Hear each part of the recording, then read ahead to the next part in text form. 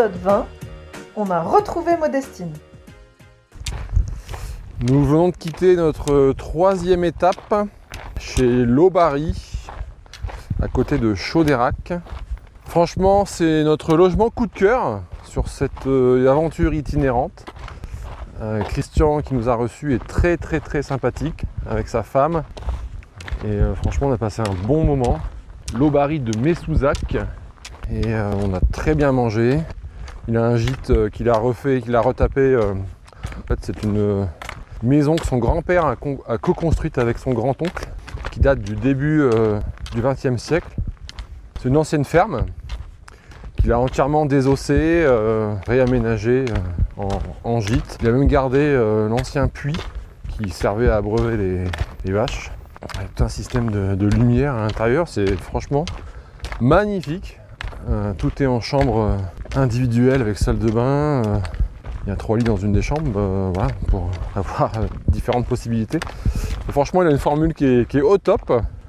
On nous en avait donné un aperçu parce qu'on a croisé un de ses clients sur un précédent gîte qui nous a dit « Ah, c'est top là-bas ».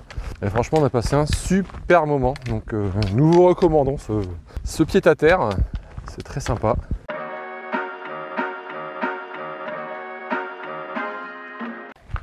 Donc aujourd'hui, on est parti pour notre dernier jour de randonnée. Et oui, toutes les bonnes choses ont une fin, avec pas moins de 20 km. Mais ça devrait être plus tranquille en termes de dénivelé positif. Donc voilà, moi je démarre sereinement cette 4e journée de rando. Nous sommes à Sagnerousse.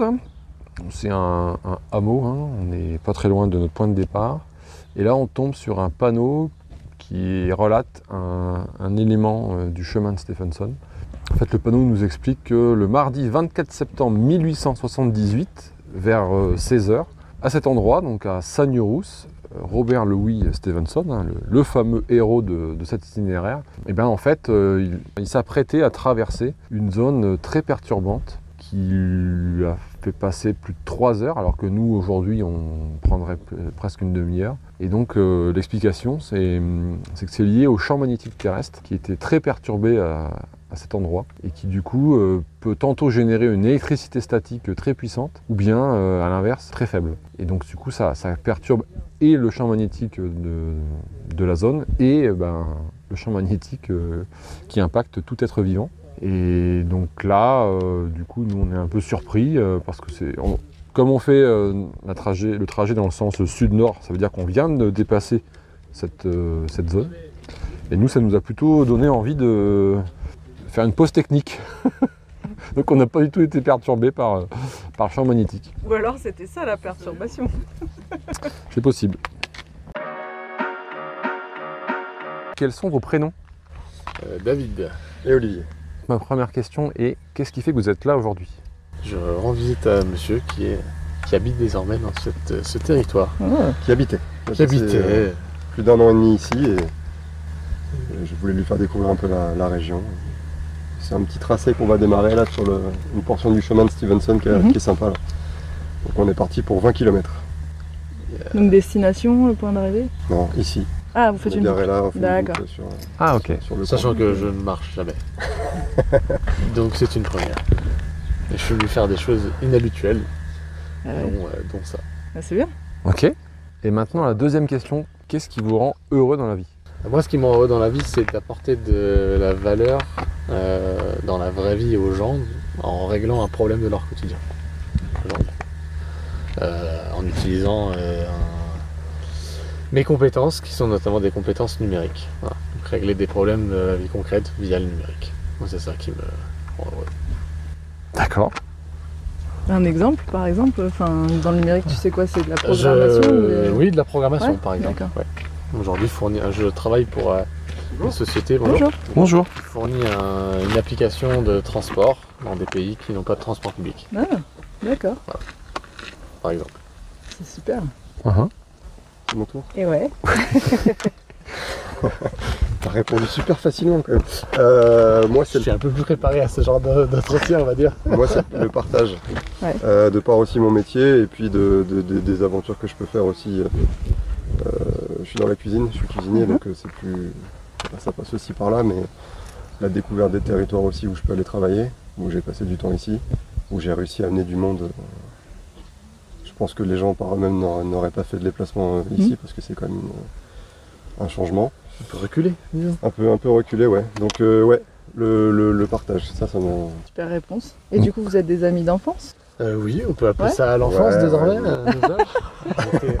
Vous avez l'air vachement vieux. On était au lycée, ça fait plus de 15 ans déjà. D'accord. Même, oui. Ouais, pas loin de là. Ouais. C'est bien en tout cas. Déjà?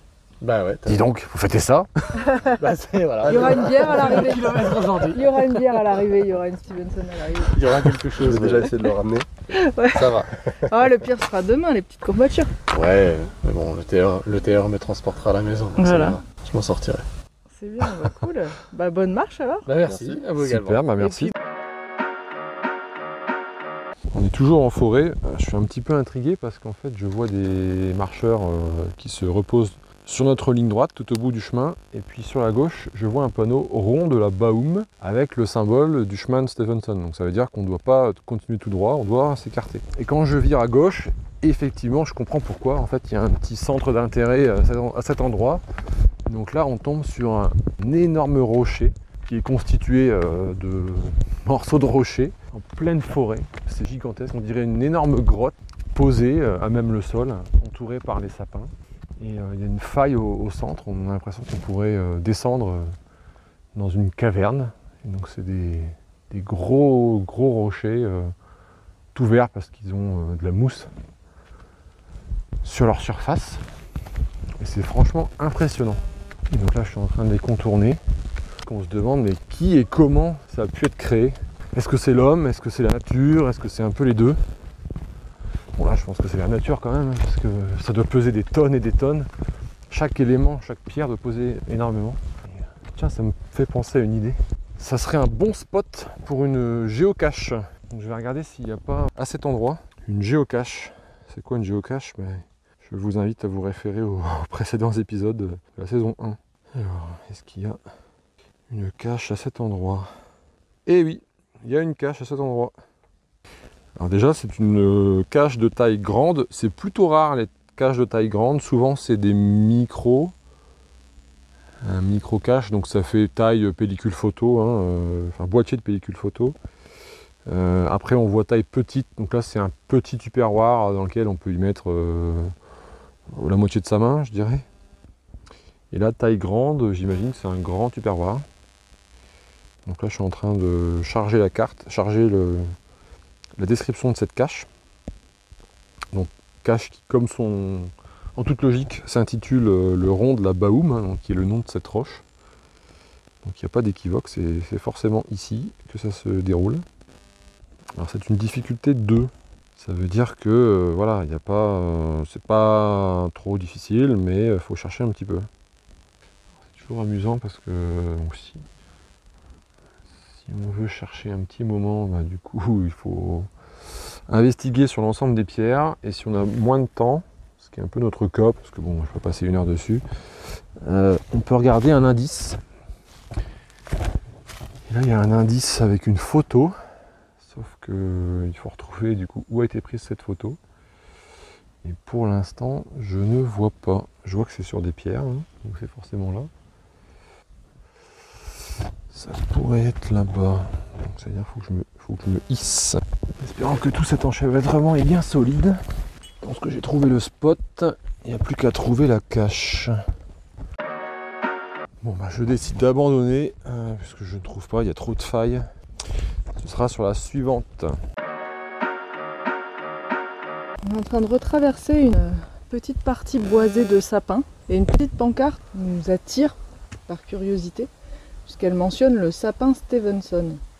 Et en fait, on nous prévient, enfin on nous informe que les sapins qu'on voit, c'est des grands sapins de forêt de montagne. Ils font à peu près 31 mètres de haut, d'après ce qu'ils nous disent, et 3,10 mètres de circonférence. Bon, c'est pas à peu près, parce que c'est assez précis quand même, 3,10 mètres et 31 mètres. Et en fait, il s'avère que à l'époque où Stevenson est passé, il devait être bébé sapin, tout petit. puisque c'est depuis 1878 qu'ils ont grandi pour atteindre ces 30 mètres là à notre époque, quoi. Donc du coup ça devait être très discret à l'époque de voir beaucoup plus les paysages que maintenant où nous on est au cœur de la forêt. Et en fait on trouvait ça intéressant de vous le dire parce que ça change aussi notre conception de sa promenade à lui qui devait pas du tout ressembler à la nôtre, quoi.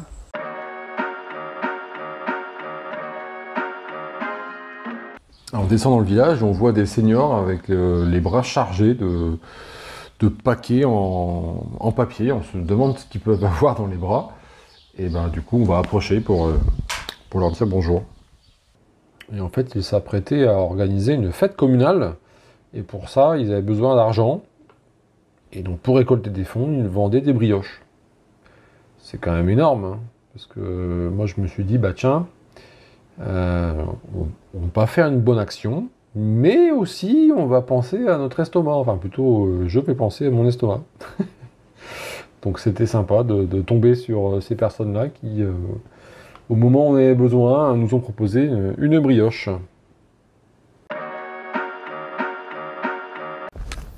Sortie de village, on voit deux jeunes au bord d'une zone boisée de sapins et qui est clôturée, avec des raquettes de tennis et des sacs, qui tentent et qui font marche arrière sans arrêt de passer au-dessus de la petite clôture en grillage à moutons. Donc je me dis mince, peut-être que leur balle de tennis s'est perdue là et qu'ils veulent aller la récupérer. Et puis Arnaud me fait remarquer qu'il y a des bêtes dans l'enclos. Un peu de loin au début, je vois pas trop ce que c'est, puis après on devine qu'en fait c'est des lamas ou des alpagas. Peut-être bien des lamas d'ailleurs. Et il y en a, donc on demande aux jeunes ce qu'ils font, et ils nous expliquent qu'ils voudraient aller au terrain de tennis qui est de l'autre côté de cet enclos, et que d'habitude ils traversent ce terrain, mais que là il y a les lamas, et qu'ils savent que le lama qui est blanc et marron est assez agressif. Effectivement, le lama traverse tout l'enclos en nous entendant parler, à bonne allure, entre les sapins pour venir jusqu'en notre direction. Bon, il s'arrête à une dizaine de mètres et il observe. Et du coup, ils ont décidé de rebrousser chemin et d'essayer de trouver un autre moyen d'accéder au terrain de tennis. Je pense qu'il y a foncièrement un autre moyen quand même, mais c'est pas très logique sinon. Mais c'était marrant, surprenant. Donc voilà, notre petite rencontre du jour avec deux lamas, il y en avait un autre. À la sortie d'un village de Lozère.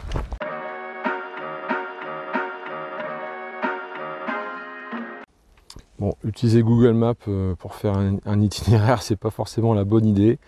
Donc là, on aboutit sur un chemin avec une clôture barbelée, toujours dans un bois. Donc on décide quand même de franchir la clôture en espérant qu'il n'y ait pas de danger, de ravin, de zone privée. Voilà, on verra bien avant d'aboutir, on espère, sur un chemin praticable.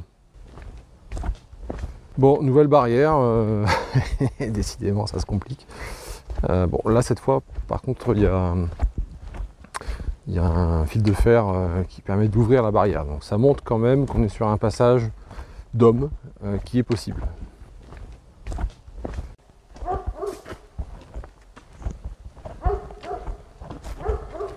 Là on s'est fait repérer par un chien de ferme, j'espère juste qu'il va pas venir nous croquer les mollets.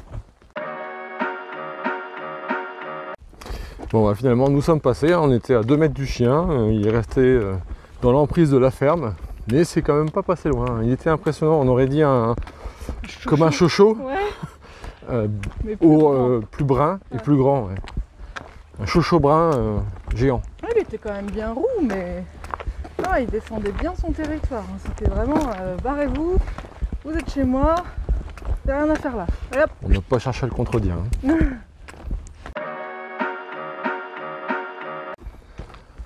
On continue sur la route et effectivement on aperçoit un objet qui nous est familier mais que ça fait très longtemps qu'on n'en a pas vu.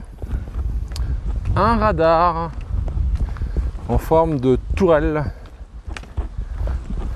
Parce qu'effectivement on approche d'une route, à 80, hein, une route RD. C'est quand même fou de se dire que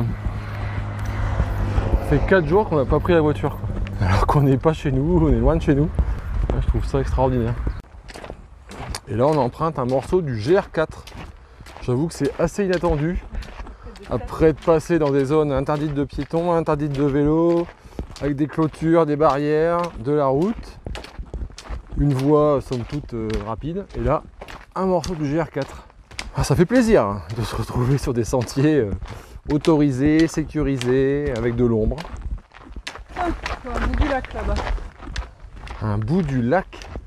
Bah oui, tu sais qu'on va à une cascade qui descend sur le lac de Nosac.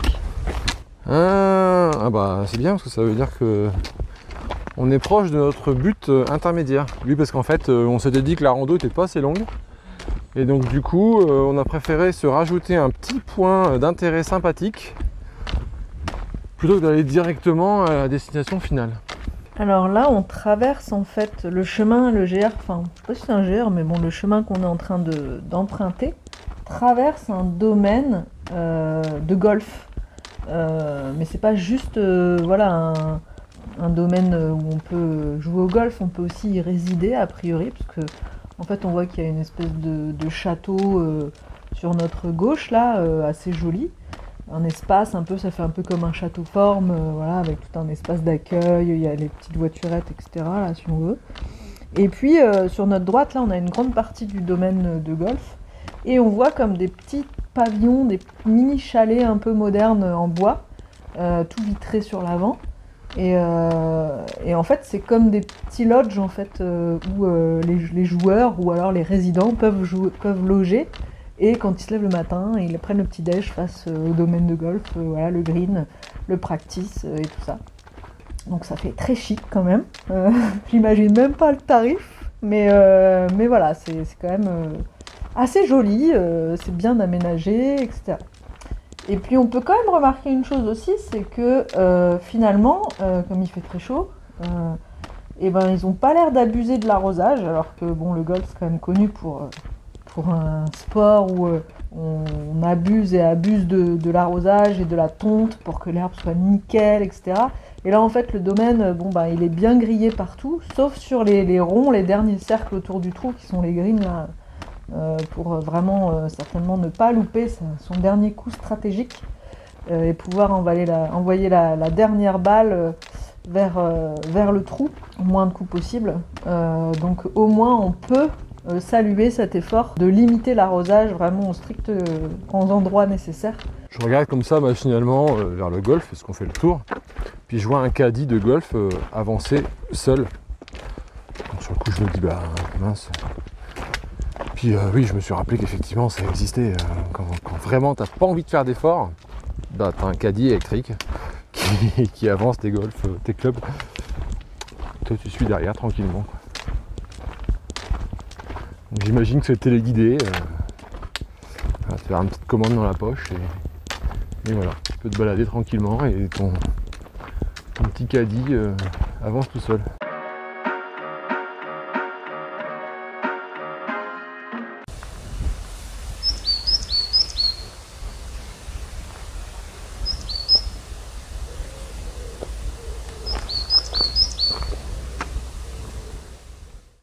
Donc là ça y est, on est face au lac de Nosac. On remarque tout de suite quelque chose qui nous frappe, c'est que le niveau d'eau est très bas. Notre hôte d'hier soir nous disait qu'il était à 1/3 de sa capacité. Effectivement, on voit énormément de berges. Au loin, on voit un barrage qui est très très haut par rapport au niveau du lac. Et là, on est vraiment en pleine nature. On vient d'entendre des mésanges noirs. Même s'il n'y a pas beaucoup d'eau, c'est quand même assez agréable. On voit quelqu'un qui fait de la voile sur l'eau. C'est très paisible. C'est bizarre de voir cette étendue alors que ça fait des jours que on voit des sapins, des prairies, des champs. Et là, ça fait du bien de voir un peu d'eau. Nous voilà à la cascade, enfin devant la cascade, à une certaine distance quand même. Hein. En tout cas, ce qu'elle essaye d'être à cette période de l'année, en ce temps un peu sec. Donc on a 3 petites... quand même des enfants qui jouent dans l'eau. On dirait que ça parle allemand. Il faut qu'ils soient à poil, les Allemands. Ah, mais il y a du monde. Ça y est, nous sommes à la cascade. Il y a une autre petite passerelle là-bas, donc on va aussi y aller parce qu'on a encore fait. Ah oui. Ouais. Ça vaut le coup de venir jusqu'ici. Bon, là, ce coup-ci, on est arrivé. Ah, c'est pas encore au plus haut. Hein.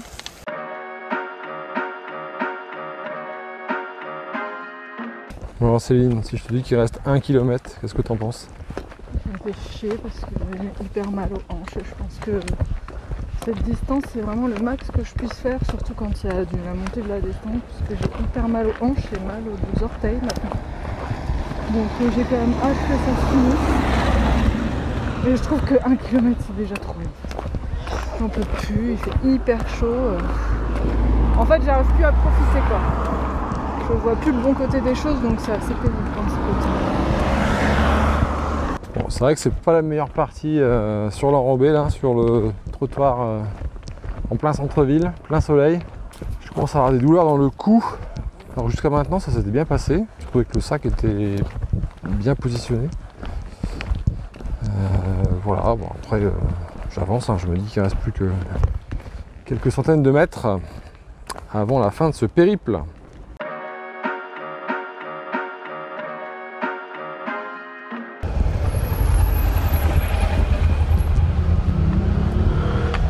Comme vous devez l'entendre, on est en plein centre-ville de Langogne. Il y a des églises partout, des voitures. Des camping-cars. Donc là on passe devant ce qui s'appelle l'impasse de la Honte. Ah non, de la Honde. Ah, je ne sais pas lire. Ah, c'est honte sur moi en fait. De ne pas avoir su lire le panneau. Voici notre terminus. Chez Modestine. Quelles sont tes impressions? J'ai mal. Je veux boire quelque chose, je veux m'allonger, je veux enlever mes chaussures, voilà. On y va? On y va. Allez. Cloche.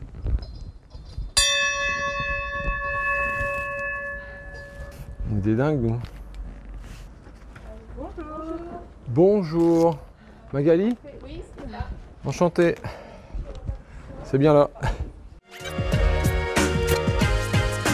C'était Raconte-moi ton voyage. N'hésitez pas à mettre des étoiles et un commentaire sur votre application de podcast préférée.